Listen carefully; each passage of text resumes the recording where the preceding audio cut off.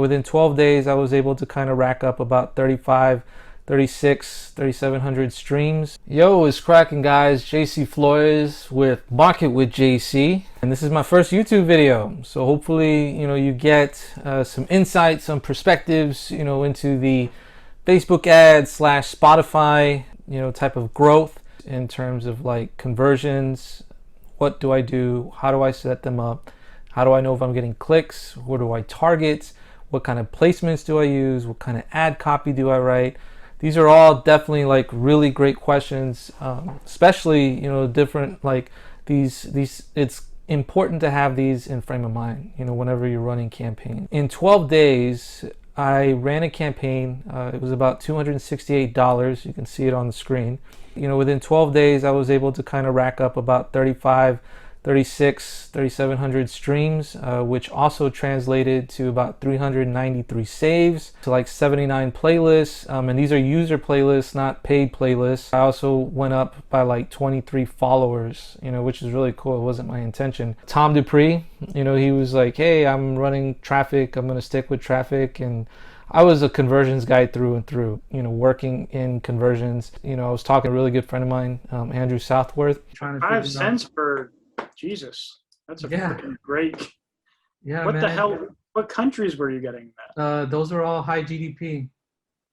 Really? Yeah. What was your ad? Let's see. That's like the best I've ever seen. I've never gotten a conversion campaign that averaged after 5,000 conversions 5 cents. Oh, bro, no, like you should have seen it. So when Bum Bum came out, for a good solid 2 or 3 weeks, I kid you not, I was averaging between 2 or 3 cents a conversion. Oh, Jesus. Why? Was it coming through on Spotify good? Yeah. I mean, everything translated. So if you go into my Spotify, like I have not marketed that song since November. Yeah. For this same song back then, I ran that campaign before the iOS 14. I had a little over like 12 or 13,000 conversions at like a cost per conversion of like 3 to 5 cents. And this was all marketing to tier 1 only countries.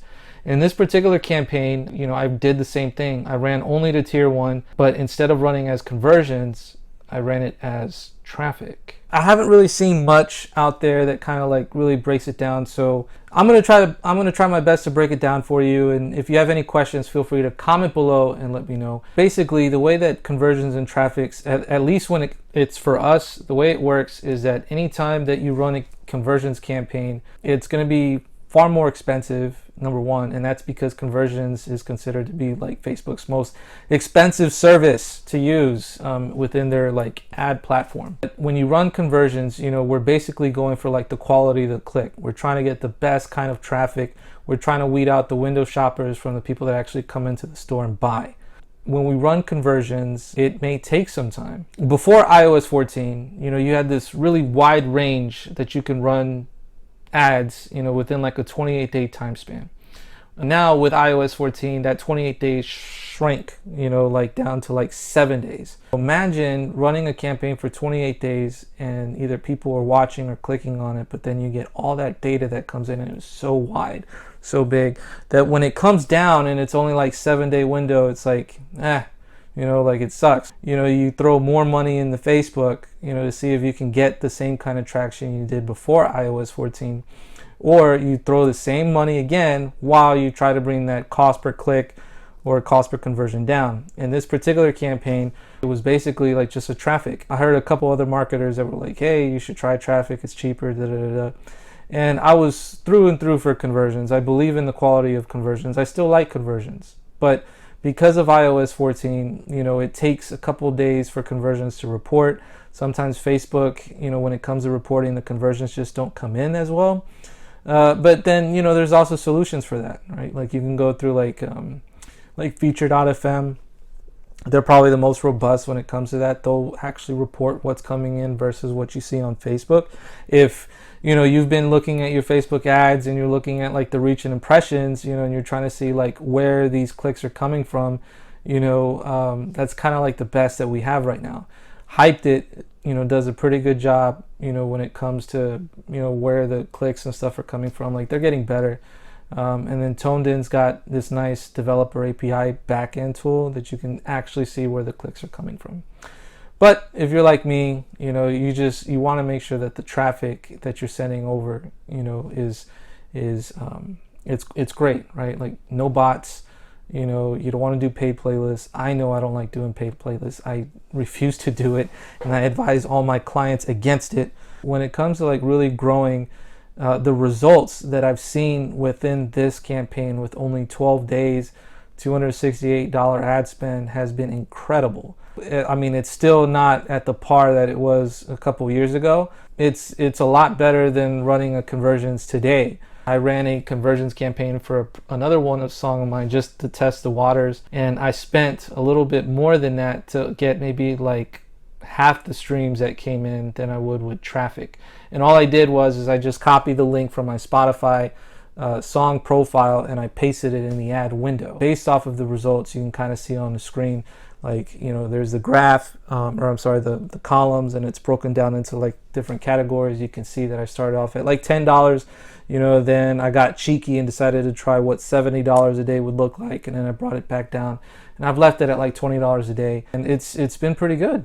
Like I've been seeing steady growth. I have not seen any drop-offs. If anything, like just as of today, it spiked up to like 532 streams in one day, all off of like, a $20 like ad spend. Where this is going, it's going to be different, because the thing is that when you're trying to market a song that already is in the six figures, you're going to need a bigger ad spend. That's just the truth of it. But I was concerned about the cost per click. So you could see in the screen here that overall the maximum cost per click is 22 cents. And then you could also see, the countries that I were using to target. Aside from that, you'll notice that even today, the cost per click, it's like about 20 cents. And now I'm going to be trying, just marketing directly to USA only. Now, one of the reasons why I only focus on tier one, even before I started with traffic and I was focusing on conversions, is because I want to send the best possible traffic to Spotify. And at the same time, when I get into like selling my own merchandise, throwing my own shows, things like that, I want to target people, that I know I'm going to tour to, places that I know that I'm going to be at when I'm DJing. It's staggering and it's crazy to see what kind of results I got in 12 days with $268. Imagine if I put, double or triple that behind it and see what kind of results. Obviously, with the way that the save rate is going, and you can see it in this column, basically, like, it started off where I just set up the campaign. And then from there, decided, let's keep going. And so you'll notice that the save rate starts dropping, but then it starts picking back up again, because I wasn't running any campaign to Bum, just growing on its own. So it was growing at like 100, like 200 streams a day on its own. Now it's like growing and growing. So that 532 jump may continue, and, it may continue to just keep getting higher and higher and higher. But like you, I am balling on a budget, so this was more for a test, just to see what I can get, where I can go. Obviously, looking at like my songs, I'm gonna pick a song that doesn't have 6 figures yet, to see what kind of results I can get from that. But again, I just wanted to present a solution to you guys. The question I get all the time whenever I'm like talking with clients is like, man, like I'm trying to grow. What can I do? I only have this much. Start thinking of looking into traffic.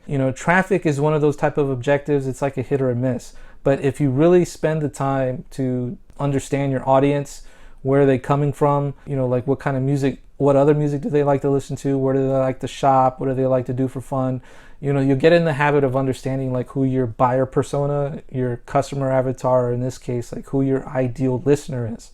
And once you find that out, it makes it very easy when it comes to like setting up campaigns. It's not just, going into Facebook, setting it up and turning it off. Like you got to monitor it. You got to see what you got to try out different videos. And I strongly recommend, running video over any cover art, static visualizer, anything like that. Not to say that it doesn't work, because I've definitely had, like one of my clients was using a static image, on cover art for the longest time. It just, as far as retention, you can tell it's only a 15-second ad. We're in the modern age of pattern interrupts. People are constantly scrolling on their phones. As creatives, as artists, it's that much harder to try to get their attention to show like our songs. It was basically, I created a cover, like a lyric video cover, or not a cover of a song, but like a lyric video, and the album cover kind of showed it. But it was a lyric video of Betty Boop. I went into the public domain sector so I don't get in trouble with copyright, and I took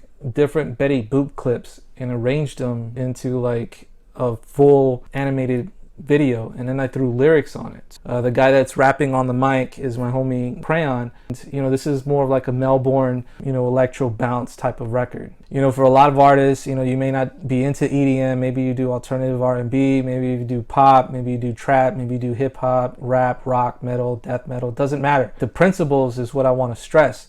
So regardless of the genre that you're in, if you get a good handle of what kind of audience your listeners are, you'll be able to market and really take your music to the next level. That's it for today. This is my first video. Feel free to ask questions in the comments below. If you have ideas for other videos that I can make or address certain, questions, I'd be happy and delighted to do it. I also left my contact information. So as always is my first video. Feel free to subscribe below. Market with JC. Visit my website, marketwithjc.com. I'm happy to, help.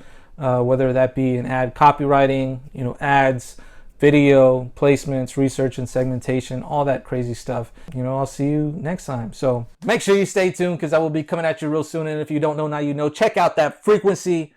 We're about to raise up your electricity. Shout out to all of the independent artists out there getting it in. Keep at it. Keep at it. And you'll do amazing, great things. This is JC Flores signing off. Till next time.